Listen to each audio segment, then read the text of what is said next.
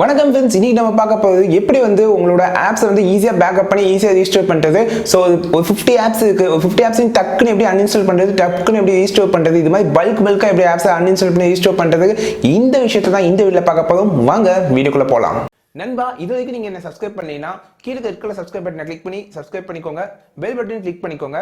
வாங்க வீடியோக்குள்ளே போகலாம். ஸோ இப்போ பார்த்தீங்கன்னா இதோட ஆப்போட இன்டர்ஃபேஸ் பார்த்துட்டு இருக்கீங்க.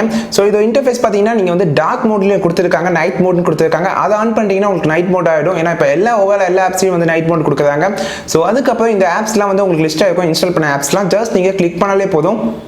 கிளிக் பண்ணும்போது மல்டிபிளாக செலக்ட் பண்ணிக்கலாம். செலக்ட் பண்ணிட்டு கீழே பேக்கப் அப்படிங்கிற ஆப்ஷன் இருக்குல்ல, அதை கிளிக் பண்ண உடனே உங்களுக்கு வந்து பேக்கப் ஆகிடும்.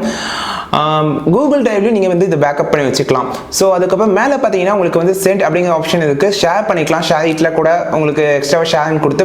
ஸோ அதுக்கப்புறம் மேலே பார்த்தீங்கன்னா ஒரு delete அப்படிங்கிற ஆப்ஷன் இருக்குல்ல. ஸோ இந்த delete ஆப்ஷன் யூஸ் பண்ணி உங்களோட இப்போ ஒரு 5 ஆப் கிளிக் பண்ணியிருக்கேன். ஸோ 5 ஆப்பையும் வந்து அன்இன்ஸ்டால் பண்ணலாம். ஒரே ஒரு கிளிக்கில் அன்இன்ஸ்டால் பண்ணலாம். மேலே ஒரு பாக்ஸ் இருக்குல்ல, அதை கிளிக் பண்ண உடனே உங்களுக்கு எல்லா ஆப்ஸும் செலக்ட் ஆகிடும். ஸோ எந்தில் வந்து 261 ஆப்ஸ் இன்ஸ்டால் பண்ணி வச்சிருக்கேன்.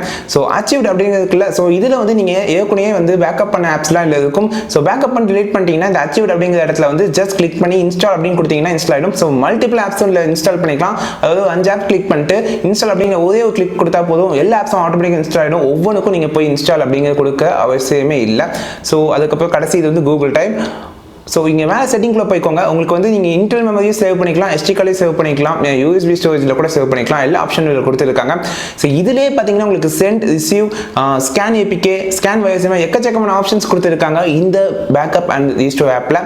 ஸோ இப்போ வந்து பார்த்தீங்கன்னா உங்களுக்கு வந்து ஒரு 2 ஆப் வந்து நான் இப்போ அன்இன்ஸ்டால் பண்ணுறேன். ஸோ அன்இன்ஸ்டால் கேட்குறேன். ஆட்டோமேட்டிக் அன்இன்ஸ்டால் அப்படிங்கிற ஆப்ஷன் இருக்குல்ல, ஜஸ்ட் அதை கிளிக் பண்ணிக்கோங்க.